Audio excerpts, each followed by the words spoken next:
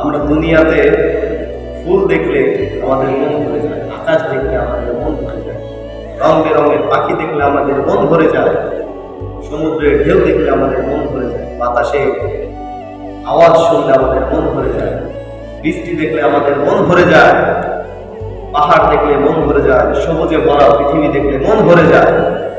এই সব কিছু দেখে আমাদের মন ভরে যায়, আমরা মায়ায় পড়ে যাই, প্রেমে পড়ে যাই।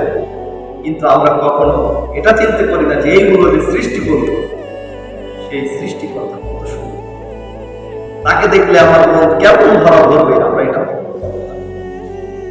আরে যে আকাশ দেখলে মন ভরে গেল, যে জমিন দেখলে মন ভরে গেল, যে পাহাড় দেখলে মন ভরে গেল, যে বৃষ্টি দেখলে মন ভরে গেল, যে মেঘ দেখলে মন ভরে গেল, পাখি দেখে মন ভরে গেল, আর ফুল দেখে মন ভরে গেল, নদীর ঢেউ দেখে মন ভরে গেল, সবকিছু দেখেই মন ভরে গেল। কিন্তু এই মন ভরা জিনিসগুলো, মন ভুলানো জিনিসগুলো যে সৃষ্টি করলো, সে কত সুন্দর হবে, আমরা এটা কখনো চিন্তা করি, তাকে দেখতে কত সুন্দর।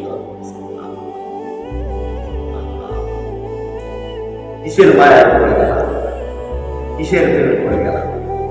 যে নারীর পিছনে তুমি ছোট, যে মেয়েদের পিছনে তুমি ছুটতেছ, এই মেয়েকেও তো আল্লাহ সৃষ্টি করেছে, কত সৌন্দর্য দিয়ে সৃষ্টি করেছে, যার জন্য তুমি জীবন দিয়ে দাও। এখন তো ভগবান মেয়েদের জন্য বিষ খায়, হাত কাটে, হ্যাঁ, তারপরে আত্মহত্যা করে, ছাদ থেকে লাভ দিয়ে পড়ে। কি অবস্থা! একটা মেয়ের চেহারা দেখে, সৌন্দর্য দেখে তুমি পাগল হয়ে গেলে।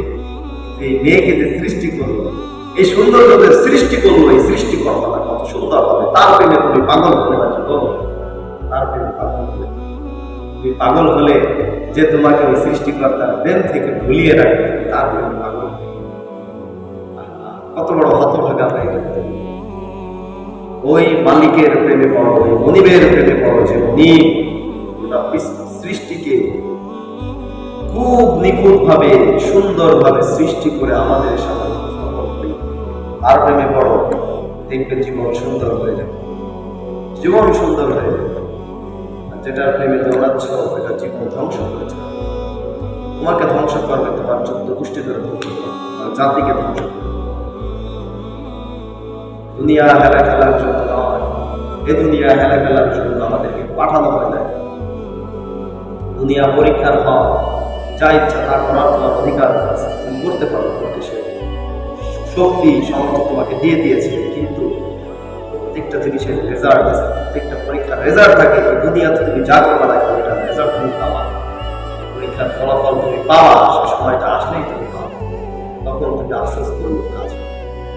যখন তোমাকে বলা হবে তুমি জাহান্নামীদের কাতারে চলে যাও, যখন তোমাদেরকে বলা হবে তুমি জাহান্নামীদের কাতারে চলে যাও, যখন বলা হবে যে তোমরা জান্নাতীদের কাতারে চলে যাও, তুমি যখন দেখবে যে ওদেরকে সোনার মুকুট পরানো হয়েছে, ওদেরকে সুন্দর পোশাক পরানো হয়েছে, পরিয়ে ওদেরকে নিয়ে যাওয়া হচ্ছে, সুঘ্রাণ আসতেছে, এরকম মাহমুদ করে ফেলতেছে গ্রামে, এরকম একটা ঘরের ভিতরে নিয়ে যাওয়া হচ্ছে, যে ঘরটা তুমি কখনো দেখো না, যে ঘরটা দেখতে এত সুন্দর, যে ঘর দেখলেই মানুষ বেহুশ হয়ে যাবে, এইরকম সুন্দর একটা ঘরের ভিতরে নিয়ে যাওয়া হচ্ছে।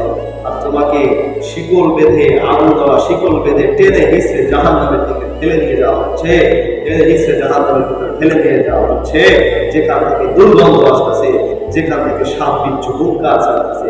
কেমন হবে অবস্থা? কেমন হবে? কেন বুঝবা না তুমি?